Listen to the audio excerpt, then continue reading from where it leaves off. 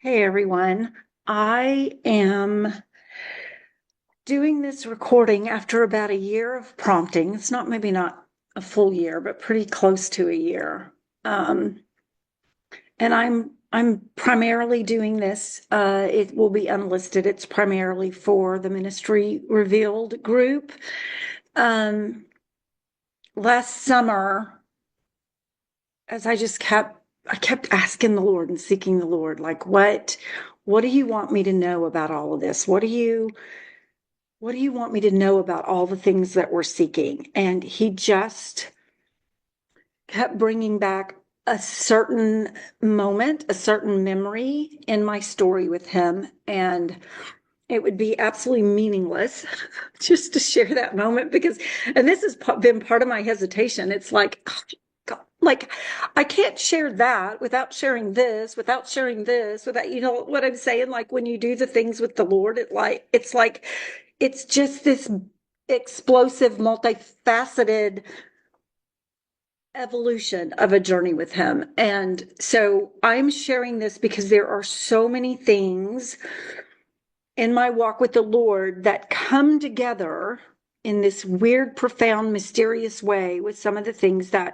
things that we do and have sought Him for understanding on. So this is going to sound like chasing rabbits, probably, but someone asked me over a year ago as I was sharing some of the stuff, please record that. I was just like, yeah, oh my gosh, it could be, I don't know how long it would take to even go through all the little pieces. And it's just chasing rabbits. But over the last several months, the Lord prompts me every now and then. I'm like, oh, well, we'll just when this happens or after this happens, and for whatever reason, today feels like I just need to do it. Um, so uh, I want to start I feel like I have to lay the groundwork of everything that led up to this moment, but I feel like one of the places he wants me to start is a little bit of how he works with me or how he's worked with me. Um, and I shared this in one of just the gathering that we just started. So, um, the I call it like the classroom and then the lab. You know, when you have like a college course and you're going to go learn all the stuff, and you get the knowledge, but then you have to go to the lab and apply it. Like if you don't know it till you do it, is what I say all the time. It's the truth you know that sets you free. You don't know it till you've done it. And um, so he would, I love the classroom. Like you sit in the classroom and you get all this revelation and it's all exciting and he's showing you these mysteries and he's disclosing these things to you and he's giving you words of knowledge and he's, teaching you. And then what he does with me is then he orchestrates my life, events in my life to that caused me to have to practice the revelation he just gave me. In other words, if he's teaching me deep things about forgiveness or deep things about value and worth, or like, then my life gives me the opportunity to go practice it. And the way I describe it is he takes me out of the classroom, he takes me to the lab and he puts me on the Bunsen burner and he turns up the heat of all the circumstances in my life. He turns up the heat until that revelation gets baked into me. And I was actually on the phone years ago. I can see myself on the couch having this conversation in 2010 with a friend of mine and explaining this kind of classroom lab. I'm like, oh, I'm starting to notice what the Lord does with me. He does this and then he does that. And as I'm explaining it to my friend on the phone, I literally hear the Lord saying in the other part of my being and my spirit, in the beginning was the Word, and the Word was with God, and the Word was God, and the Word came in the flesh. And I sent my word in the flesh, so now that I can turn your flesh into the Word. He's writing us. He's writing his word into us through us to be his word in the world. Um, and so most of my journey with the Lord, like so much of it is such a mystery. I don't understand it. I don't get it. I don't know what any of it means. I don't know what any of it's about. And that's why even when I was asking him last summer, like, what do you want us to know? What do you want me to know about it? He just kept bringing back this specific instance in my walk with him. So I got to set all that up for you. So first of all, that's how he works with me, and understand that we're his word in the world, right? In fact, I think it's in one of Paul's letters, he talks about that we're epistles. We are living epistles. And so there is something about this fractal. When the Lord said that fractal thing to me, I can't remember how many years ago it was, and I texted Alan and I said, okay, this is what I'm hearing the Lord say, this thing about fractal. There's something about a fractal.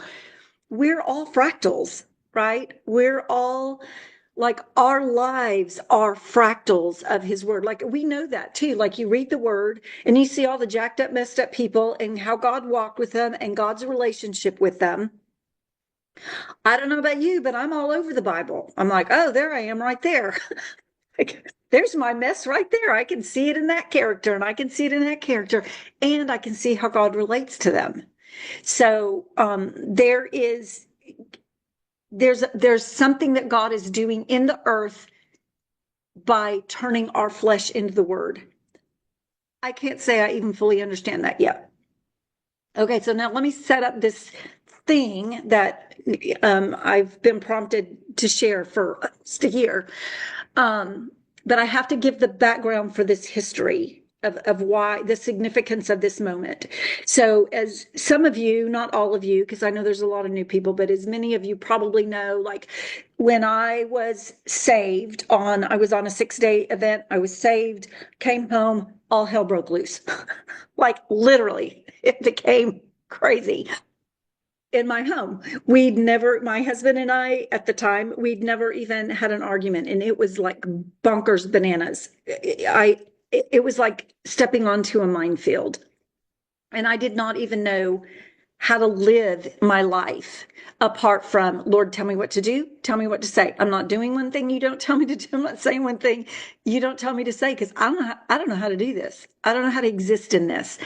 And I was driving home one day from work. I had probably been saved about a year, and the Lord said to me, your husband's going to have affairs on you, and he's going to foreclose on your house, and I want you to walk in grace and a willingness to reconcile no matter what, and never take his choice away from him. You sit in his confusion until he decides. 4.5 years. And everything the Lord said happened. And my response to the Lord was yes. I'd been betrayed in a previous marriage. And I said, but my response is yes, because if I ever say no, I didn't surrender. So my answer is yes. I say yes, and I can't do it. I don't have any idea how to do that. And so you have to prepare my heart. You have to prepare me to be able to do that for when it happens. And when it did happen, the Lord I don't know how he did it, because he does things mysteriously and miraculously. But I was filled with the grace and the ability to do that. So for, 4.5 years, this minefield, existing in this minefield, and all the things the Lord had said would happen, happened. And there was a period of time in 2010 when we were living separate. He had been seeing someone else again. So I was in an apartment. And then another round of potential reconciliation showed up in 2011. Is that right? Yeah, 2011. It would be, I didn't know it at the time, it would be the last time that we attempted to reconcile. And so prior to, in the midst of all of this stuff going on, I'm having all these conversations with the Lord. He's teaching me, he's training me. One of the things he said to me after I was saved and I came home, and it was awful. I can't even explain. I cried on my way to work every day. I didn't know what was going on. And I sat in the shower one night just crying. I'm like, Lord, I deserve to be, listen, it just makes me laugh now. I deserve to be cherished. I deserve to be loved. I don't understand what's happening. And he said, yeah, you do deserve those things. And I'm asking you to lay every one of those rights down and learn to love unconditionally. And there would be times in this season on the minefield when, um, I remember one night I'm cooking dinner. And the reason some of this is so fresh is the Lord just had me share some of this in our gathering. So I'm cooking dinner, and my husband comes home and he's like, I've been thinking, I think I'm just going to join the Freemasons. And I'm like, now you can imagine, right? So I'm sitting here cooking, and I'm like, Lord, what do I say? This is my conversation with the Lord. He goes, just ask him out of respect for you if he wouldn't. I'm like, that's good. So I'm just like, out of respect for me, would you not do that? And it was over. And these are just examples of 4.5 years. Um, Another time, I'm cleaning up after dinner, doing dishes, and I don't know what set things off, but all of a sudden he's yelling and screaming these obscenities at me. Again, we've never had a fight. He's yelling and screaming, and the Lord just says, I don't want you to say a word. I want you to go wash his feet. And so these are some of the ways the Lord trained my heart, trained my walk with him to learn how he loves unconditionally, how the Lord, like, again, we don't get it until we have to actually practice it. Let me tell you, unconditional love is no joke. So, and all along the way, the Lord is tenderizing and breaking my heart, right? So anyway, I'm in this apartment in Fort Worth, 2010. No, yeah, I moved in 2010, but in 2011 we attempt a reconciliation. Um, and this is going to sound odd, and the only reason I know so specifically is because we'd been separated, and it's not like we had been intimate in, like, who even knows, right? But we had just finished spending some intimate time together, and literally we're still laying there together, and all of a sudden he says, oh gosh, there are just things I miss about this other person. And like everything in me, the Lord had been training me in brain science and all of this emotional intel, all the stuff that I do now in my coaching, like all of this stuff he was training me with. Like I just really leaned into that and breathed and breathed and breathed until I breathed all the fear out, like everything, until I could come to a place of calm internally. And I felt myself connect in a completely different way. And I'm like, tell me, what is it? What is it you miss? Like, genuinely curious about what was going on. What was it that like, it wasn't personal. What did you miss? What do you miss? And the minute I was able to do that and stay connected to what he was trying to express in terms of a need or whatever caused him to say that, like this gush, this flood from the inside, like just flooded with this love I'd never experienced before, and it's never been the same. I've never been able to undo that. It's like everything in me knew that this is what God does with us, y'all. God sits in our confusion until we decide what we're going to do with all of it, right? We come, we go, we question, he just, in his unconditional love, this is how he never takes our choice away, because he highly honors our free will. So he won't take our choice away, and he'll sit and wait. And he's happy to have a conversation with us about whatever's troubling us or bothering us, even if it feels like it's against him. Like, he doesn't take things personally, right? Anyway, so I set the stage for that because that's the only time in ever that we spent some intimate time together. So another thing that was going on at this time is the Lord was having like these odd conversations with me. I don't know if he ever does that with you, but he's like asking me these, like one whole day of just asking me these questions. Trisha, does my word say that I love my creation or I hate my creation? Does my word say, does my word, he keeps asking me all of these things. Does my word say to love your enemies or hate your enemies? And would I ever ask you to do something that I don't do myself? Like he's asking me all of these odd questions, and I'm like, what are you asking me? I don't understand. And then out of the blue, he tells me, he goes, you're pregnant. I'm like, I'm what? Um, and this is about 2 or 3 months after, maybe not quite that long, maybe 2 months after my husband and I had some intimate time. And I was at that stage in life where things weren't regular. You guys are getting way TMI, probably going, where are you going with this? So, I wasn't, I didn't think anything about it. I was older. And so I didn't think anything. I wasn't like expecting to start or not start. It was just kind of par for the course. And I'm like, I'm pregnant. So me, because I take everything, like I've learned not to take everything the Lord says literally. In fact, now I never do. I'm like, what do you mean by that? It's like when he told me we're going to run a marathon. What? Okay, so I pull up a training to train for a marathon, and I start looking at dates out there to figure out, okay, this is the training schedule. I probably could be ready for one of these marathons out there, and I hit the pavement and start running. Y'all, when I ran track, I ran sprints. I never did distance. I don't like to run. But I'm out there, chugging along Trinity Trail in Fort Worth, and the Lord's like, after about 3 or 4 days, he's like, what are you doing? I'm like, what do you mean, what am I doing? So, he said, we're going to run a marathon. I'm training. He goes, you hate to run. Like,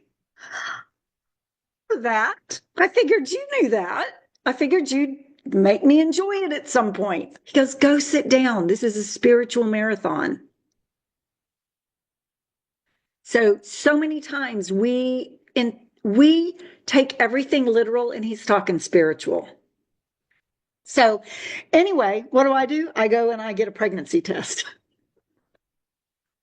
And I go, look online, like what would be my due date, what would be all the stuff. And so, because I knew the date, because like it was once in ever.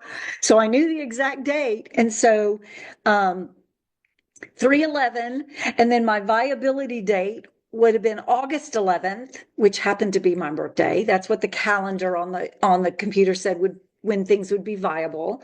And then the due date would be November 11th. Well, I get a pregnancy test and I'm not pregnant. And I'm like, what? What is happening? And I just learned the lesson about the marathon. So I thought, oh, I probably should have asked you what you mean by that. And he says, you conceived love and you will birth revelation.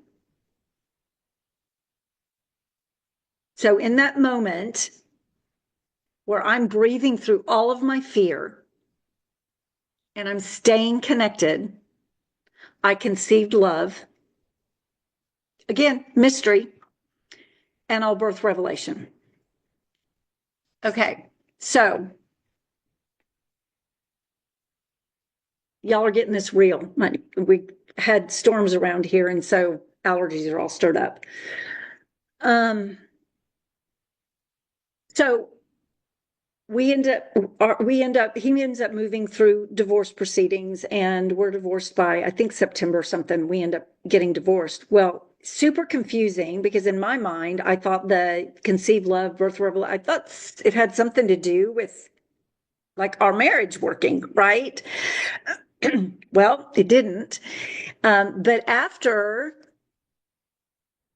our divorce, or even when I knew that it was going to be finalized, the Lord had miraculously provided for me to go to Israel in the fall. So he was taking me to Israel. And it felt really, really significant following the end of my marriage. Um, One of the other things that happened in this time frame, the Christmas of 2010, this all fits together. Y'all, I told you we're going to chase some rabbits. This was the first Christmas, 2010 would be the first Christmas I was ever going to spend completely alone. And so I had been thinking about it. I was like, okay, Lord, I don't know how to do Christmas alone, but I trust you. Like, I trust that it's going to be what it's going to be, and it's going to be okay. But I had been thinking about it. And when I said that, he goes, I can't wait to spend Christmas with you. And it just struck me because like it took my breath away. It was the most amazing. We spent the whole day together. But one of the things after the Lord had said that to me, I was going to have lunch with a friend, and out of the blue, she said, hey, I've got this little gift for you. And I don't know if you're supposed to open it now or later. You'll have to ask the Lord. But she said, let me tell you the story behind it, because, everything has to have a story. She said, there was some place that she was going to buy these anointing oils where the Lord told her to buy like the variety pack. I don't know how many were in them, but she bought all these different anointing oils. And when she got them home, the Lord told her, go find the bridal oil. And she looked, and there wasn't anything called the bridal oil. So she had to do research. Well, what she didn't know is the thing that she was researching, I had been researching, and it was about the ketubah, which is the marriage contract, the engagement contract. And the Lord had really been talking to me about the ketubah, and his promises, his covenant with me. And anyway, she found an oil called the ketubah oil. And so she got it, and she's like, what do I do with this? And he said, that's for Trisha. Give it to her. So she gave me the oil. I opened it with her, but I didn't feel like I was supposed to start using it. So on Christmas Eve, I was heading to Christmas Eve Mass, or not Mass. Boy, there's the old Catholicism coming out. I was headed to church, and the Lord said, I want you to anoint yourself, and I want you to anoint yourself every day with that oil until it runs out. So starting Christmas Eve, this is all the same time frame. This is Christmas Eve of 2010. Every day I anointed myself with the ketubah oil, and it ran out on Easter of 2011, which was right about the same time that all this stuff happened with my husband. So anyway, so now it's November, and I'm heading to Israel. So now, whole placeholder. Now we're going to go back to last summer when I kept asking the Lord, what's the thing you want me to remember? And he brought me to this particular instance. Well, a few weeks before, my friend and I, that some of you have heard me talk about, she and I get together and pray every now and then. And basically our prayer looks like, Father, we're here. We're here for whatever you want to do or say. And we both go on mute on our phones, and we just sit there and we listen, and he gives us visions. He talks to us. He shares things for one another. Anyway, this particular time when we're praying, at the end of the prayer, I see like this beaver that's building a dam. And I'd had like a vision of the two of us. I'm like, what's going on with the beaver? What are we going to do with the beaver? Like I'm watching it swim around and build this dam. And out of the blue, the beaver turns into a Buc-ee's sign. So for those of you who don't know what Buc-ee's is, it's like this mammoth convenience gas station store. And so the Buc-ee's sign is like, it's just this big sign of a beaver. And I'm like it was startling because I'm sitting here watching this beaver, and all of a sudden it turns into this big Buc-ee's sign. And so as we're sharing the things the Lord showed us, I was sharing the last thing about a beaver. She goes, that's so weird. The last thing I saw was a beaver. She goes, and I just discounted it because I didn't know what it meant. Hers didn't turn into Buc-ee's, but she also had the beaver. So the instance that the Lord kept bringing to my mind was one of the things that happened in Israel when I was there.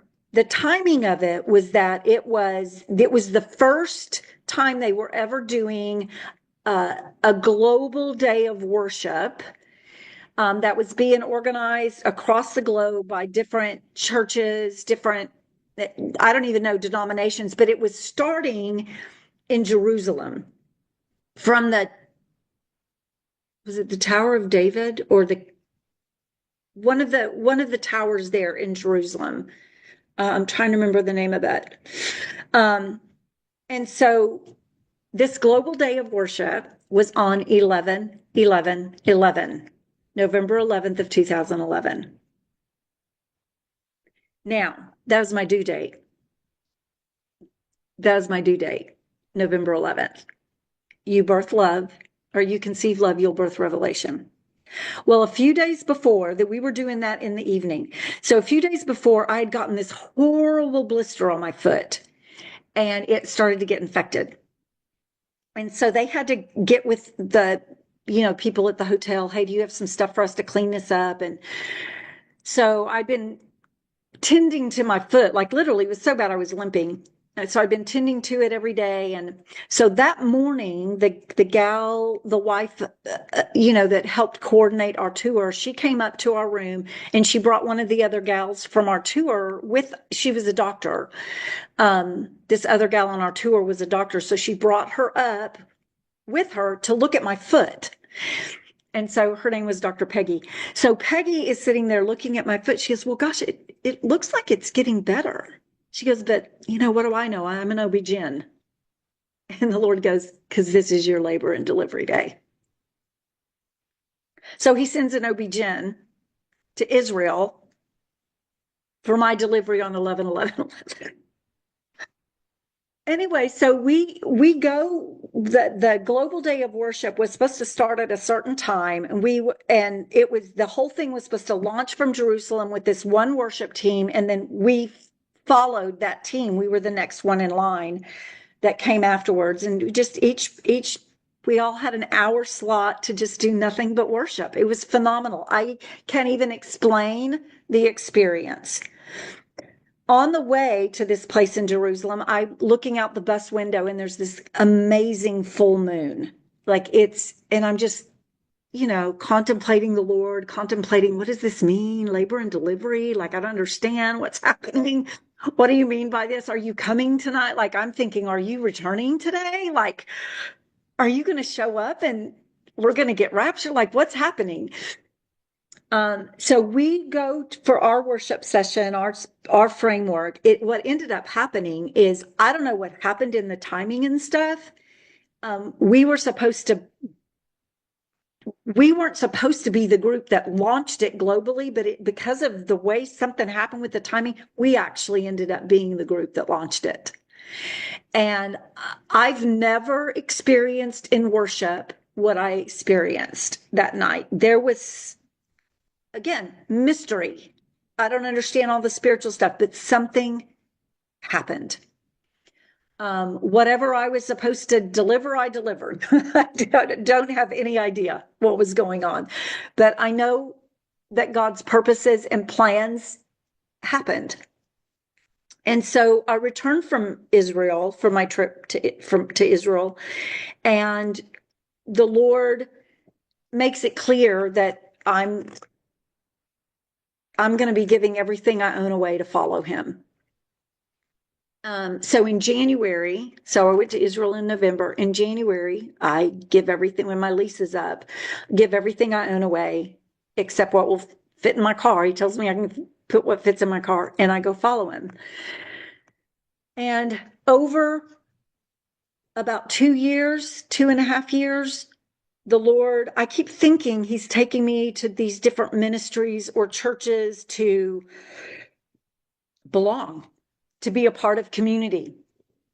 So he'd take me to a ministry or connect me with the ministry or a church, and I'd be there for a while, sometimes just a few weeks, and he would start to show me some things that are kind of like out of order, and he'd want me to address it.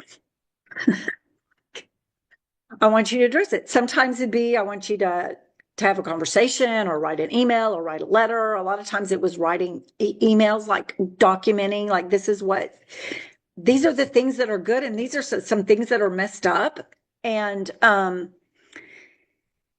every ministry place that he had me got bigger and more globally recognizable. I didn't know what was going on. And so in the fall of 2014, I'm back at my mom's house, waiting for the next transition. And I'm just like, Lord, what are we doing? What are we doing? And at the time, I had been reading the book on Rees Howells Intercessor. Someone had given it to me and said, the Lord wants you to read this book. Well, he kept drawing me to the book of Haggai. And and so I had been reading in Haggai. And then he said, I want you to go read Revelation. Now, in 2011, when I'm sitting on the couch and all this stuff is going on with my ex-husband, the only book the Lord would let me read for about 6 months was Revelation. I'd read it. He goes, go read it again. Go read it again. Go read it again. That's like the only book. I'd go look at other things, but he'd always say, go read Revelation again. And he'd tell me all the time, never read my word without heart-shaped glasses on. You never read anything in my word that's not filtered through love.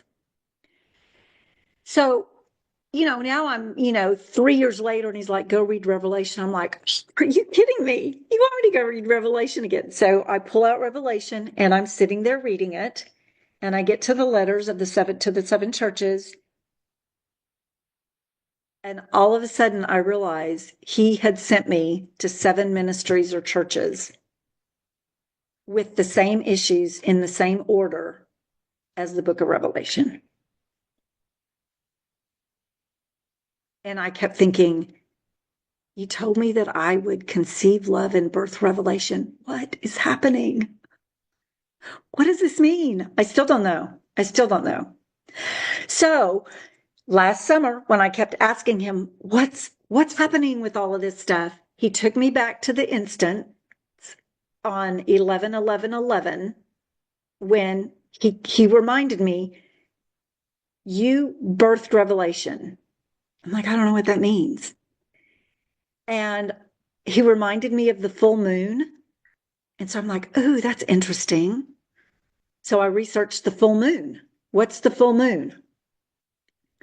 Well, the full moon on 11/11/11 was in Taurus, and it's called the beaver moon. Y'all, the Bucky sign is a big beaver in front of a big yellow circle. And like, as soon as I saw beaver moon in Taurus, the Bucky sign flashed back in front of me. I'm like, oh my gosh, it's Bucky's.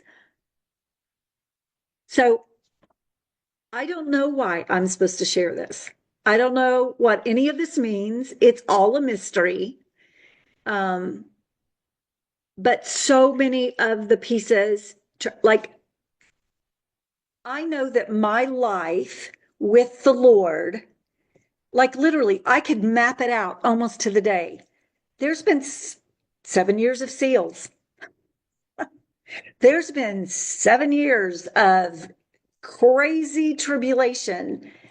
And now I'm at year 18, and it's, starting well at the end of the 14th year is when for many of you that may know, he had me go to the courts of heaven and try the Georgia Guidestones. I had the entire, whatever that entire court case that I had to prosecute against the Georgia Guidestones, and then a whole week of other things in trials to go to court in the courts of heaven against all the stuff that's going on out there in the world, and all the things that he's had me do and he's had me try. And like, for example, in 2014, he told me, he said, I want you to go to Jekyll Island.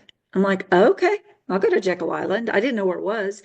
So I looked it up, and it didn't make any sense, the order that he was having me do it, but I was driving back up from Orlando and then went to Indiana. So I drove by Jekyll Island. He said, drive around the island. You have to buy a ticket to get on there. And he said, I want you to pray for a federal reverse. Okay, I'll pray for a federal reverse. And I had looked up Jekyll Island before I went out there, and I'm like, what's this about? And I saw that it was the place where the Federal Reserve was formed. So as I'm driving around praying, I see Federal Reserve and the S and the V switch places, and it was Federal Reverse. No idea. So then I go visit my friends in Indiana, and I hear the Lord say, I want you to go to Fort Knox. Well, where the heck is Fort Knox? What are we doing at Fort Knox? Well, interestingly enough, it was about 30 minutes away. So my friends had stuff one day, so I drove out to Fort Knox, and I'm driving by the big fort, and the Lord says, there's no gold. Well, I've been talking to him about the lack of the gold standard of love in humanity and in the body of Christ. Like the gold standard of love, it's missing. And so I start praying, Lord, return the gold. Return the gold standard. Take us back to the gold standard. Take us back to the gold standard. Here we sit today, and there's all this stuff about going back on the gold standard and reversing the Federal Reserve. Like, I don't know what any of the things that I do with the Lord mean. I don't know his purposes in it, and I don't know why I feel like I'm supposed to share it with you, all of you on the forum. He's turning our flesh into the word. He's turning our flesh into the word. I don't know what that means. It's all a mystery.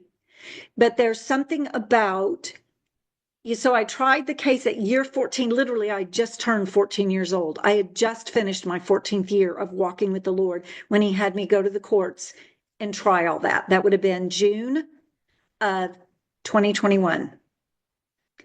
And since that time, he's led me into a completely different trajectory with my coaching.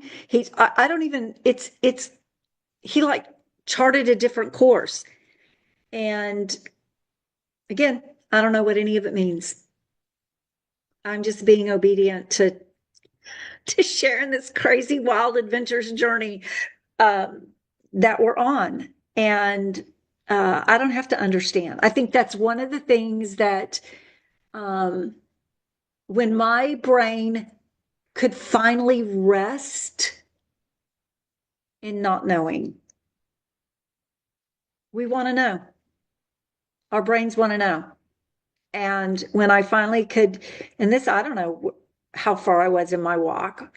I'm like, you know what? I don't need to know. Like, I don't know what we're doing. I'm just following you and I trust you. And I trust that whatever we're doing is having the effect that you intend for it to have in the spirit. I may never know. I don't have to know. I'm just here as your servant to learn, be a disciple, to grow, for you to take the trash out that's in me and make me more to the image of Jesus. That's all I'm here for, is to serve you. So I don't know what any of it means. I'm sharing it. I'm not even sure why I'm sharing it. I just feel like I'm supposed to. So yeah, there's something in all of that, but there are enough nuggets for me along the way in things that we've uncovered and talked about that are like, oh, that connects to this and that connects to this in my own personal journey and walk with the Lord, even though I don't understand it. So, yeah, I just want to encourage all of you. And I don't know if all of that blesses you, or it just doesn't feel like absolute chaos. But just a little bit about this element of maybe the exhortation is to ask him what he's doing in you and through you. Like what is he doing in your life? What of his word? Yeah, what is he writing into your flesh? What is he doing? Because we're to be living epistles. So what's the message that you carry? What's the word that he's tattooing, if you will, or scribing into your flesh for the world? Because that's what it's for. It's for the world. So, all right, I'm going to end this because I don't have anything more to say, and quite honestly, it feels a little bit crazy. Um, but it's good, and he's doing something in it. And so I hope it blesses you somehow. And if nothing else, it gets you to looking at your own journey with the Lord and looking for those markers of his activity in your story with him. Be blessed.